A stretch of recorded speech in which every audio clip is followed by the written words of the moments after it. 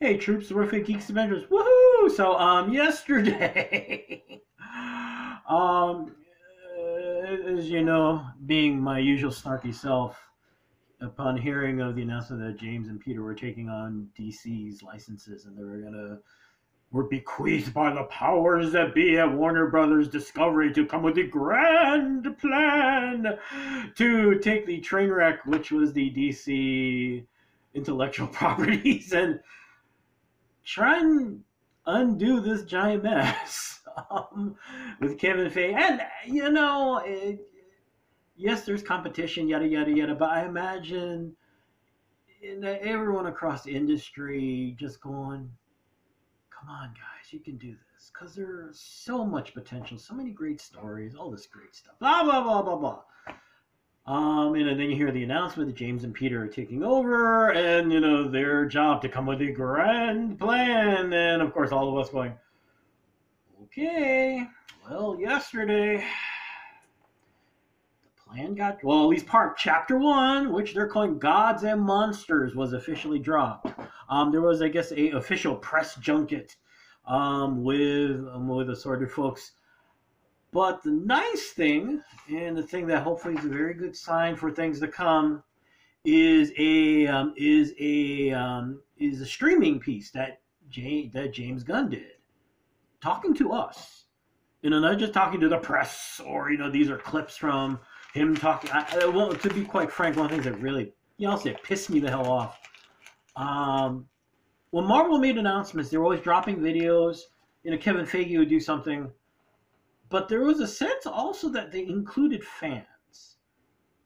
And meanwhile, the complete antithesis of that was DC always talking to, their board and their stockholders. And it's like, you're talking to people who really don't care. They care about their quarterly statement. They care about the profits coming out.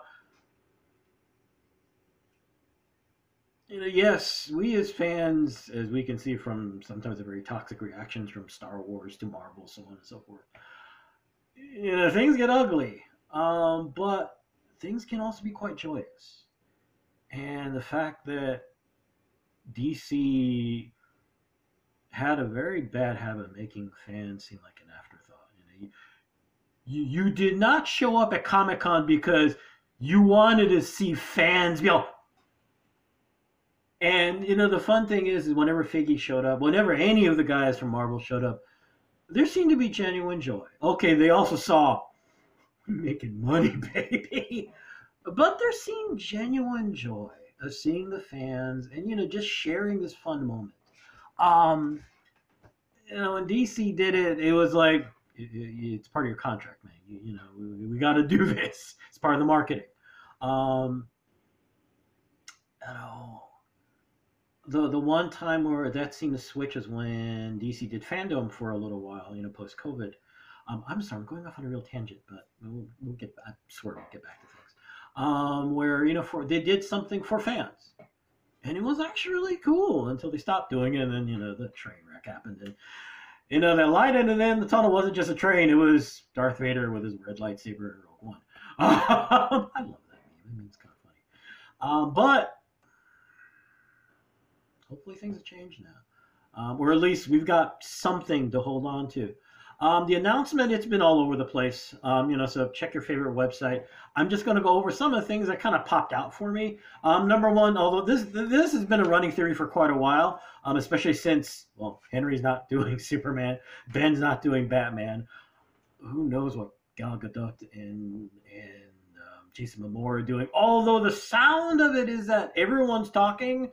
Now, whether it's the generic talking you do in the business because you want to cover your bases or what, but Flash is a reboot. Duh. Apparently, that was the running theory anyway, but right now, boy, is it a reboot. What else? The other big thing. One of the... I'm sorry, I don't remember if it was a film or a TV project. I'm sorry, but Waller. Viola Davis is back as Waller. Yeah. Sounds like, I mean, it's obvious the way her character's been handled in Suicide Squad and whatnot. The way she carries herself is the most frightening thing in comics. I can see her showing up from a dark side of Thanos, and they're both going, "Whatever you say, whatever you say. We're really sorry. We'll go away. Don't press the button because it's gonna hurt." And she's gonna be like, "Sounds like there really is an attempt it feels like more and more she is meant to be a really kind of dark, disturbing cousin to Nick Fury, which is saying a lot. The biggest announcement, though, in many ways, unfortunately, the one which bad news is no casting, no director, no nothing, but at least we get a little background and we got a date. Superman Legacy with a date, July 11, 2025. Now, how much the title All Star Superman was thrown around a lot during James Gunn's presentation. How much that's gonna all add up to, who knows?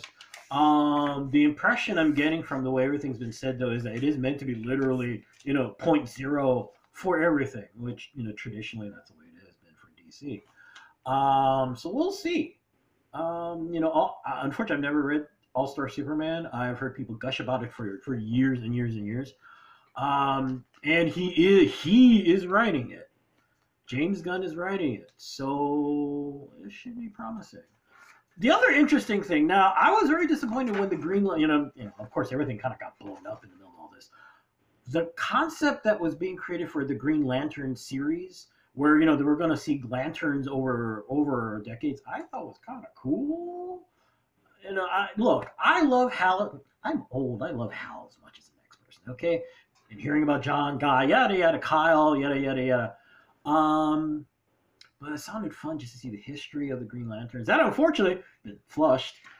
It's been replaced by the series Lanterns. Now, at this point, all we know is that basically the way it was described, it's Hal and John. Good start.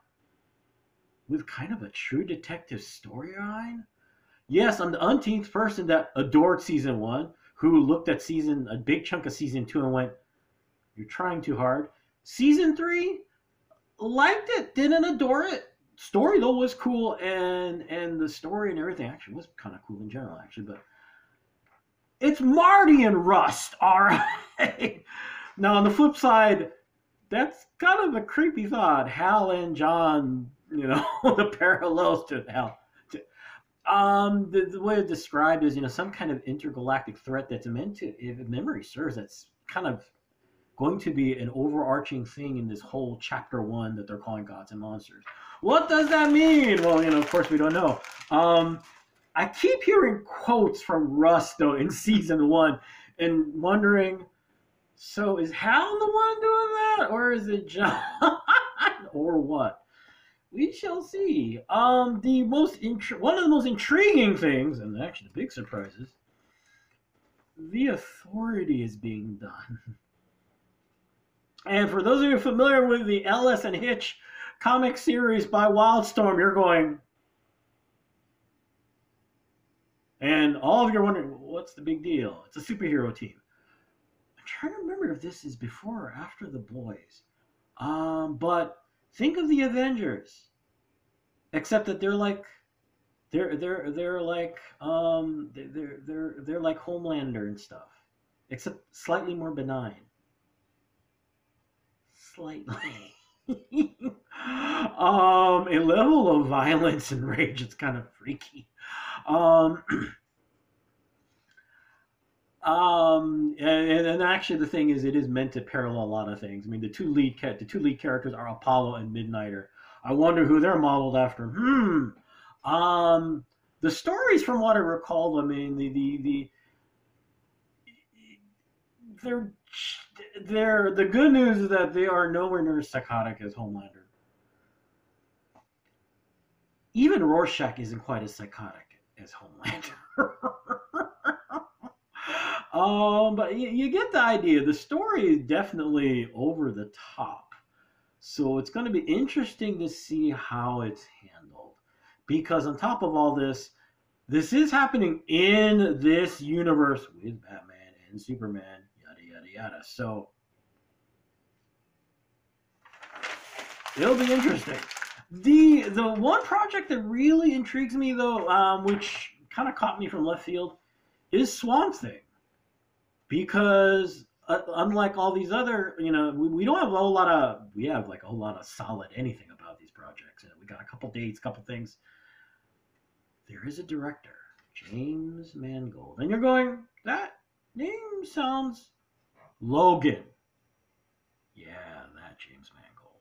The James Mangold who, when I really thoroughly enjoy, I love Logan, love Ford versus Ferrari, and I'm like, wait a minute, and then decide to look at his filmography, an amazing array of films.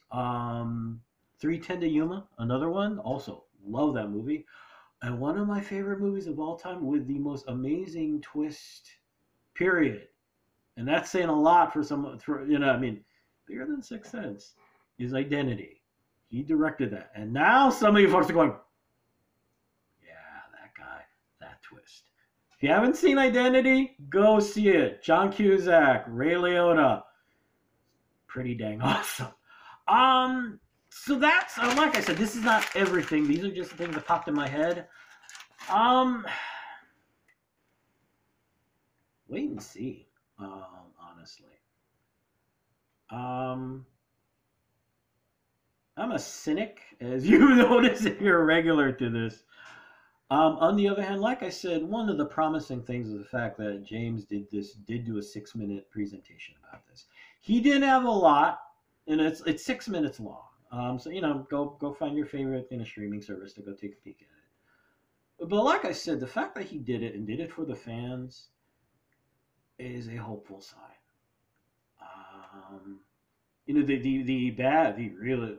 Yes, all these other projects are coming out, Shazam, yada yada yada.